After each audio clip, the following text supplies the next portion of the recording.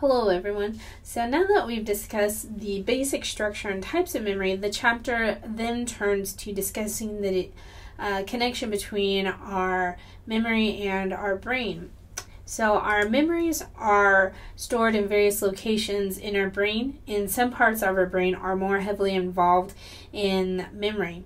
So for example, our hippocampus is involved in our long-term memory, and although the hippocampus is a structure primarily involved in long-term memory, it doesn't mean that all of our memories are actually stored there.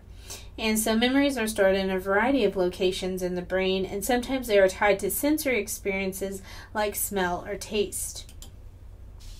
And as I mentioned earlier, the hippocampus is the location of the brain that is primarily associated with long-term storage.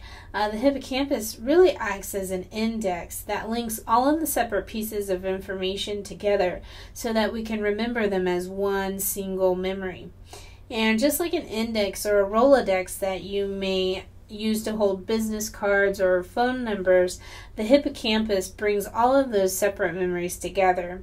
And individuals that have damage to their hippocampus may experience either anterograde or retrograde amnesia. And anterograde amnesia is the inability to transfer new information from short-term memory to long-term memory. And these individuals cannot form new memories but can remember old memories. And the second type of amnesia that we mentioned was the retrograde amnesia.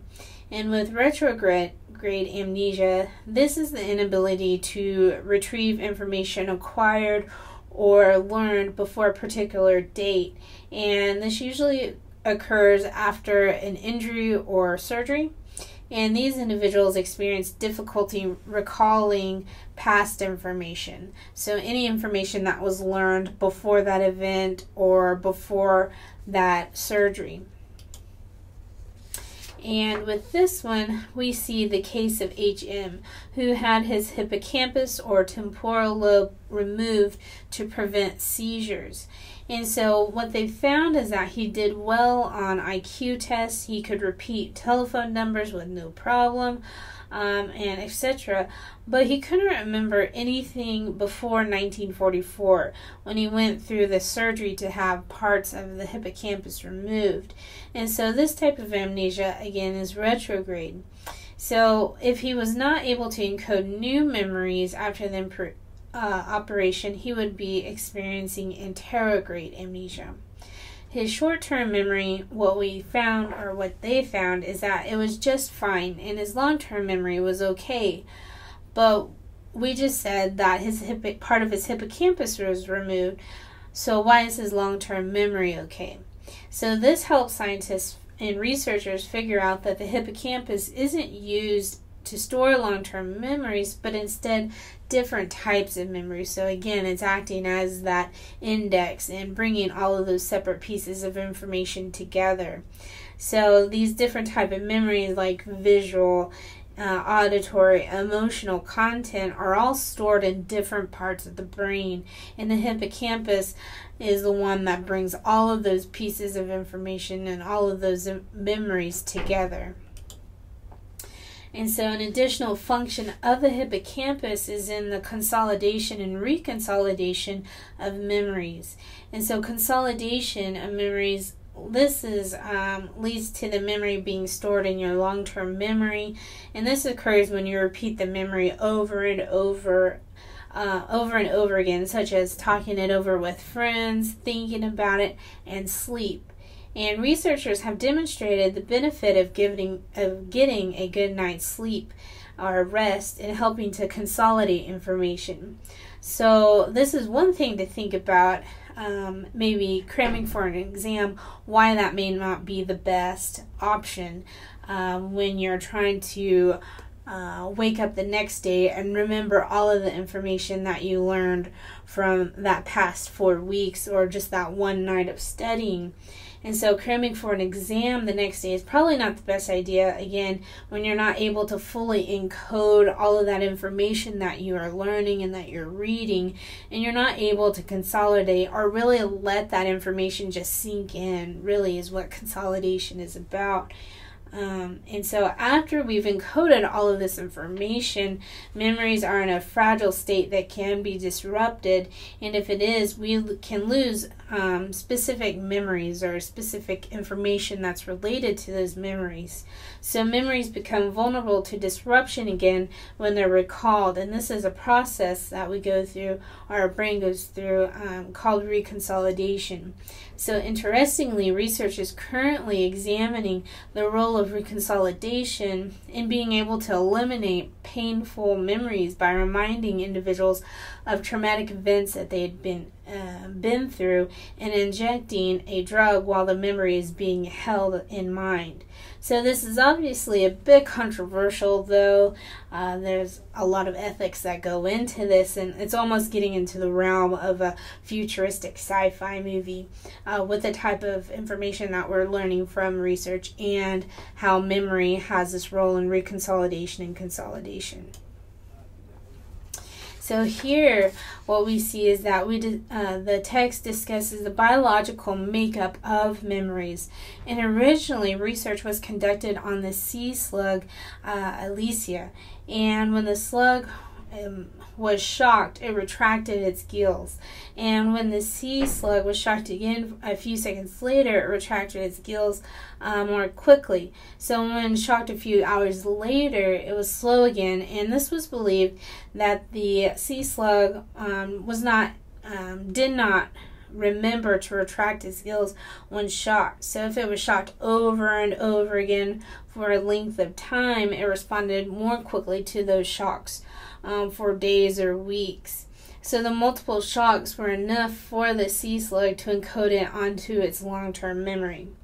And so as such, research has demonstrated that memories actually strengthen synapses between neurons, especially in the hippocampus.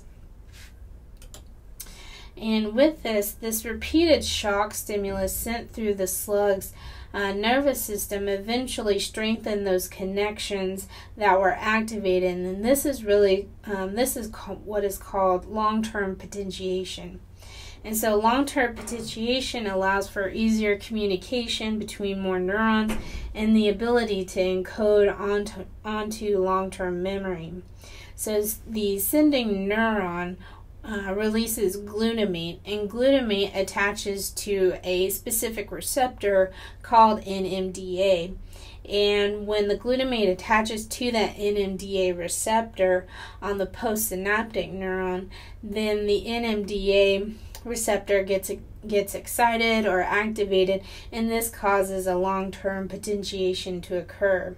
So this occurs in several pathways along the hippocampus, and this can be induced rapidly. And what we do know about long-term potentiation is that it can last for a long time, for hours or even weeks at a time. And with long-term potentiation, here we see a visual representation of long-term potentiation. So the primary agent is this neural receptor that is called NMDA, so this receptor site.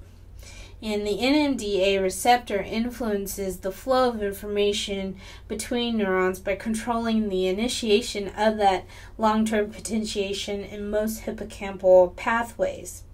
So the hippocampus contains an abundance of these receptors, these NMDA receptor sites, and there are more receptors here than in any other brain areas. And though this is not surprising because the hippocampus is involved in the long-term memory formation. So in order for receptors to be activated, two things have to happen simultaneously. So first, the presynaptic neuron up here must release that neurotransmitter glutamate, which attaches to the receptor site. And the second thing that happens is that excitation, or this activation, must take place within this postsynaptic neuron. So you may be asking, why is this process important to learn? By understanding the workings of these NMDA receptor sites, we may be actually able to better understand and develop more effective treatments for diseases such as Alzheimer's. So switching gears and talking about the process of retrieval. Retrieval is a process of bringing to mind information that has been previously encoded and stored. So retrieval may be perhaps most important of all memory processes, because if we think about it, what good would it be if we memorize all the information for class yet we were unable to actually retrieve that information? So one of the best ways to retrieve information is to encounter information that we already have in our memory. And so the information you encounter may be called a retrieval cue. And so one example is provided on the slide that I have right here. And so if I provided you a fill in the blank problem on the exam or a quiz, this may serve as a retrieval cue for you to fill in the blanks. And what we would see here is that we could fill it in with an A and an L, and it would spell apple. And so another example of retrieval cue is even smelling a cologne or a perfume that automatically brings you back memories of your ex-girlfriend or boyfriend. Even little things like that, those serve as retrieval cues in our environment that are automatically connected to something in our memory. And with this one interesting aspect of enhancing our ability to retrieve information is the encoding specificity principle. So one landmark study had two groups of divers memorize a list of words either on land or underwater. The divers recalled more words when they were tested in the same environment in which they had initially learned those words, so that those who memorized the words underwater recalled more words when they were tested underwater. So similarly, state-dependent retrieval is where you have better recall if you are in the same state when you were encoding the information, when you are actually trying to retrieve that information. So for example, if you were drunk in class and studied while you were drunk, you'd actually do better on the exam if you took the exam drunk. Not that we're condoning this behavior, but especially that we have such an early class. What we do find is that researchers actually have demonstrated this effect, and it's very interesting. Lastly, what the chapter does talk about with retrieval is this transfer appropriate processing. And this is also similar, but it's specific to the way that the information is encoded. And so one example of this is if you've ever noticed how hard it is when you're taking an exam because the test asks questions that apply the information rather than just asking you the textbook definition. So you spend all your time memorizing the definition that you find in the textbook, but you really don't think about it beyond that definition. You don't think about how it applies to the real world. But when you go into that exam and it asks you